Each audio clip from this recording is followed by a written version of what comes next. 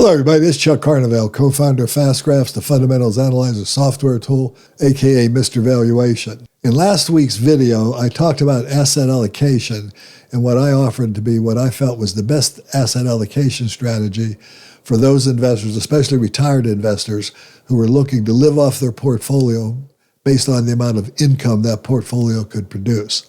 And I posited in that portfolio that I liked an all-equity portfolio over the traditional modern portfolio theory rule of 60% equities, 40% bonds.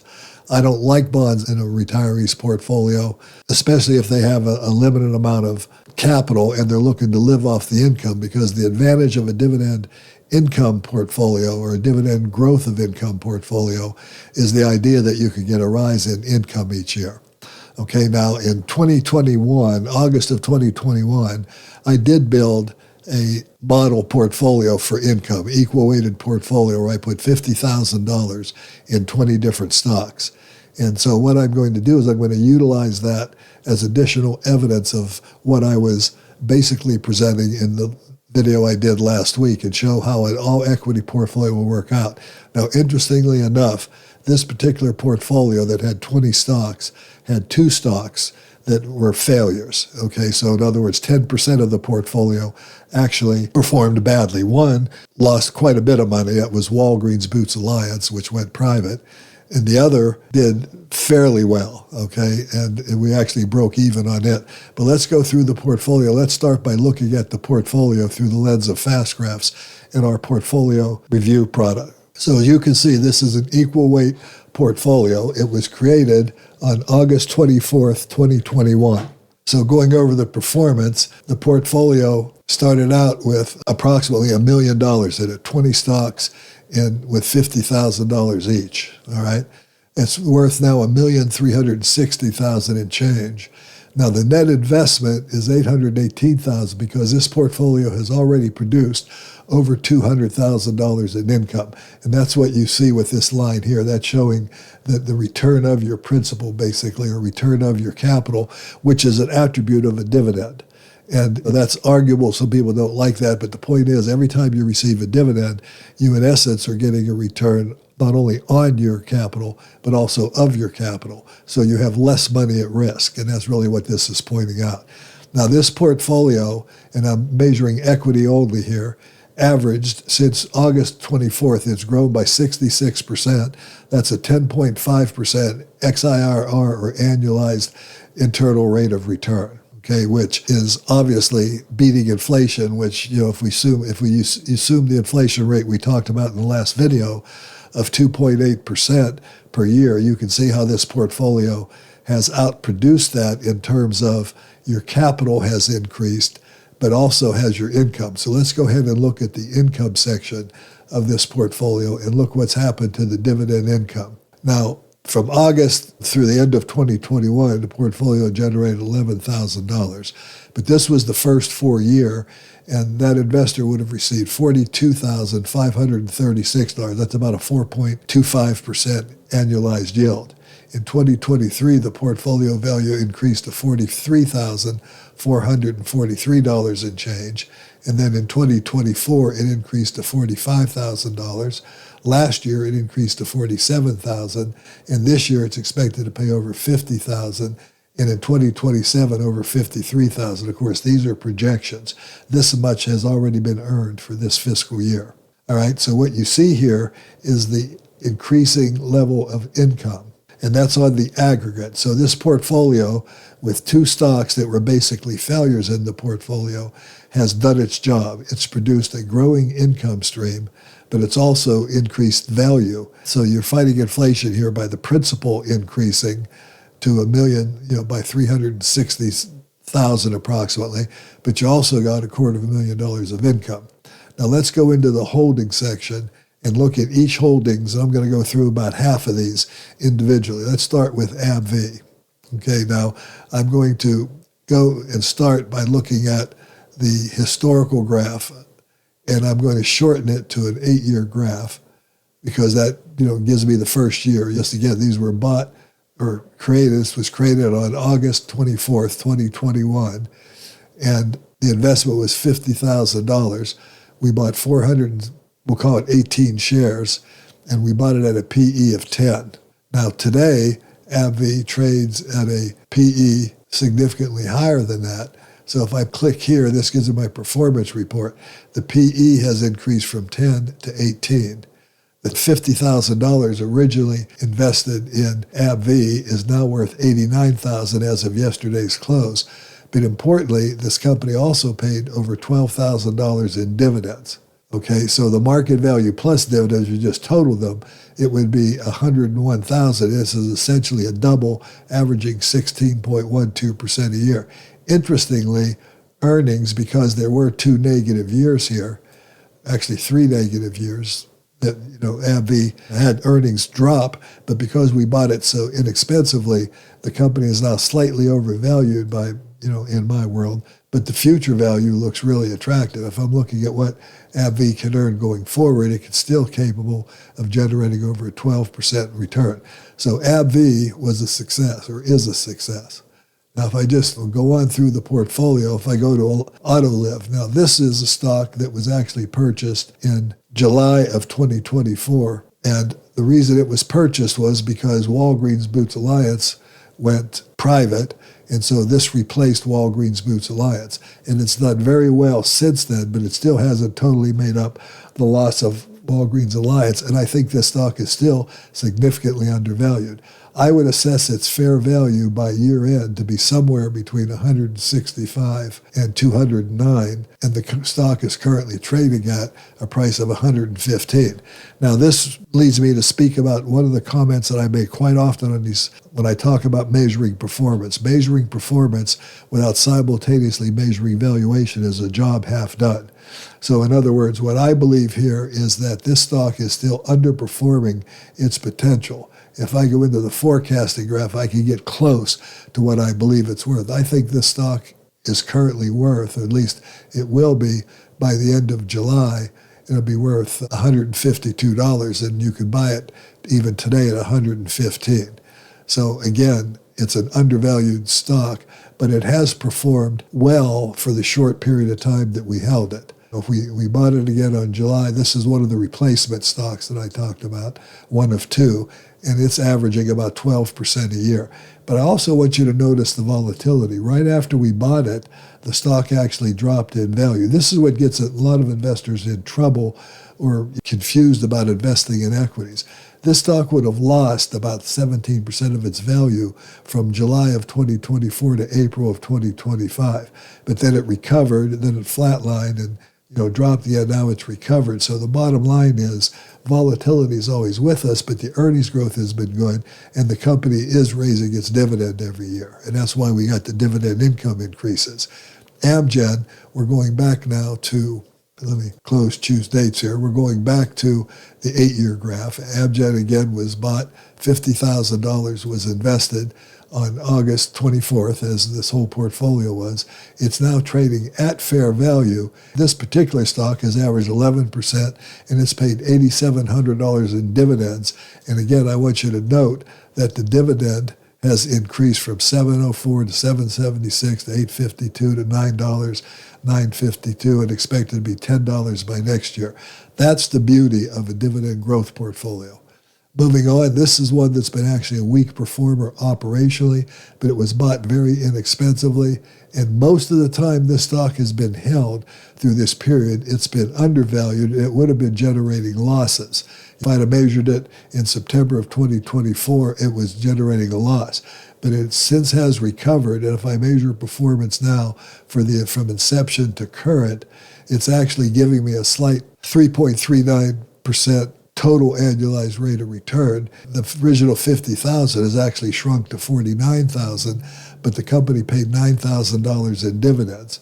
And again, the dividend has increased. The income has increased each year. So again, once again, if I look at performance of the stock and look at the dividend record, it went from a 5% yield to a 6.24% yield. I call that growth yield, is what a lot of people call it yield on cost, but I call it growth yield. All right, so Franklin Resources has been one of the worst performers, but it's contributed nicely to the overall portfolio. Now, this is, I think, our best performing stock in there. And again, this shows the importance of valuation. Cardinal Health was purchased when it was undervalued, with a PE of under 10. It currently trades, as of yesterday's close, at a PE of 19. So we've had actually a doubling in the PE ratio. Okay, that's where part of this return came from. We've also had earnings growth of double-digit earnings growth of 14.6%. But because we got the PE ratio expansion, the dividend income, and the growth of earnings, we've averaged 34%. $50,000 is worth over $200,000. So this is a quadruple in value. And again, it speaks to the principle of diversification. This has been a stellar performer in contrast to Franklin Resources we just looked at. This is another loser in the portfolio, or one of the other losers, but this tends to be a very cyclical company. If I look at the long-term record, you can see that it's a cyclical company. But once again, I was after the income, and you can see that the dividend has increased every single year for several years here. All right, and we're expecting that to continue. So if I run this as an 8-year graph on a principal point of view, I'm losing ground to principal right now, and I think it's actually fairly valued today.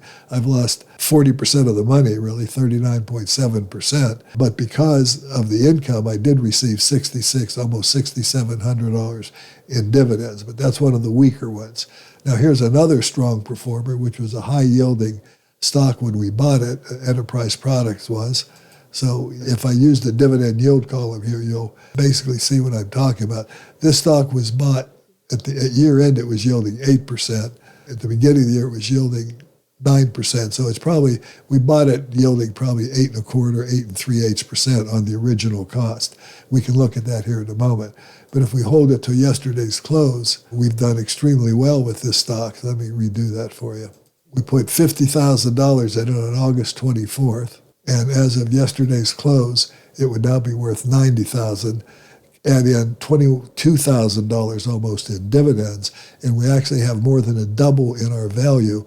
And with a company that's only grown earnings by 6.66%, we've averaged 18%, or almost over 18.5% annually in owning this stock.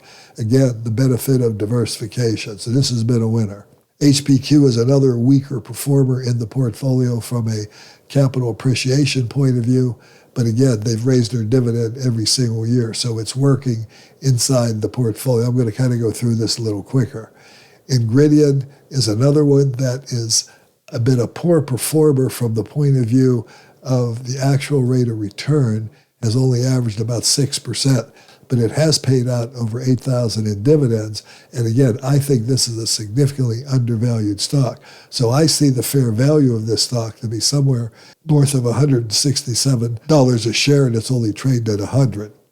So if I was measuring this from a valuation perspective, I can only do it to the end of the year here. I would say that this is a 14% performer, and I do fervently believe this stock will eventually show us its intrinsic value in the longer run. And we've seen that. If we'd have measured it, this is what, volatility is what gets people in trouble, as I said earlier. If we'd have measured it from here to here, it was averaging over 21%.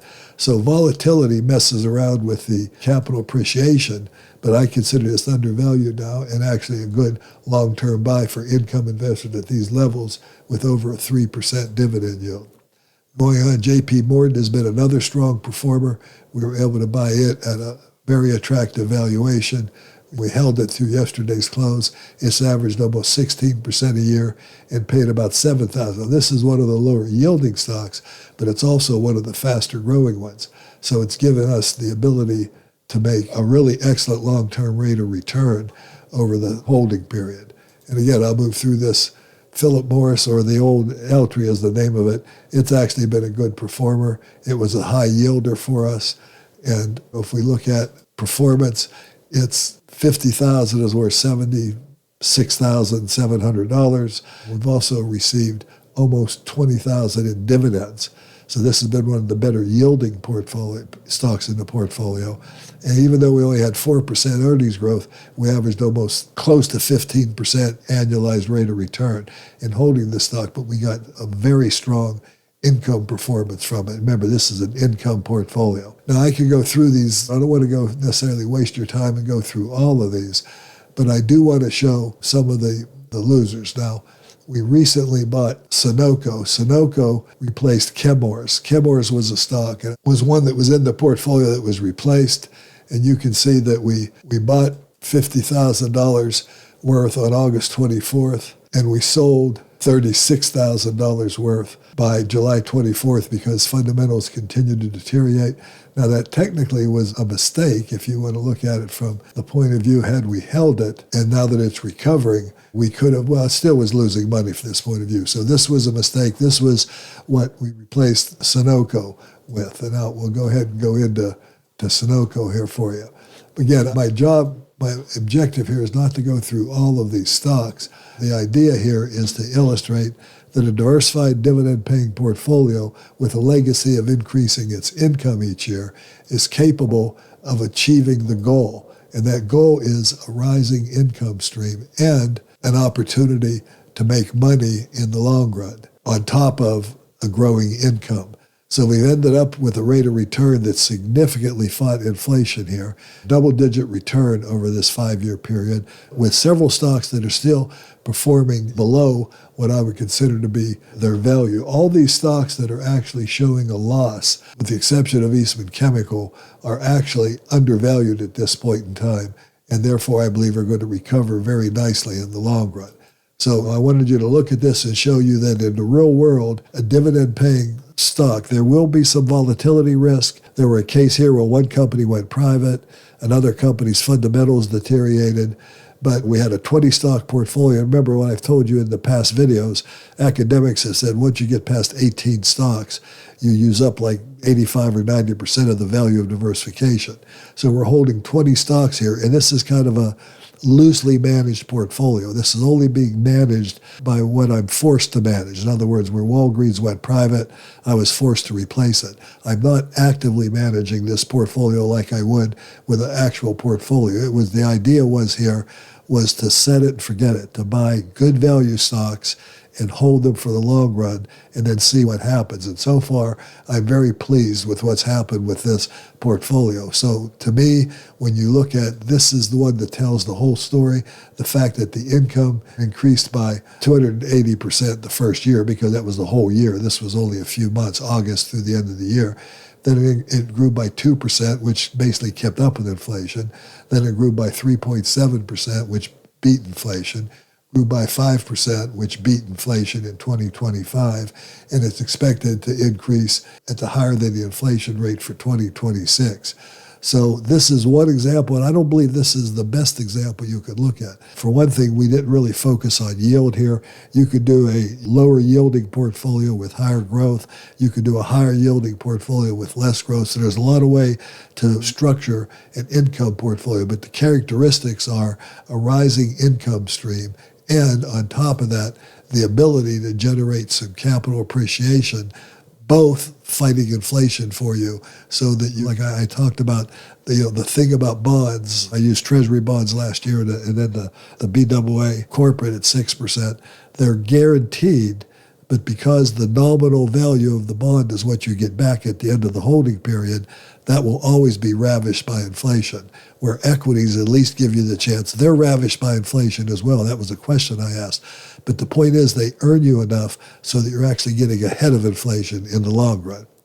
Anyway, this has been Chuck Carnevale, co-founder of Fast Graphs. I hope you enjoyed this video. This was kind of a follow-up of last week's video to show that a dividend-producing portfolio, even one that was loosely managed, just set and forgotten, so to speak, except management when it had to, it illustrated the point, I think, very well, that the portfolio actually did its job. The goal was to increase the income each year and to get some growth.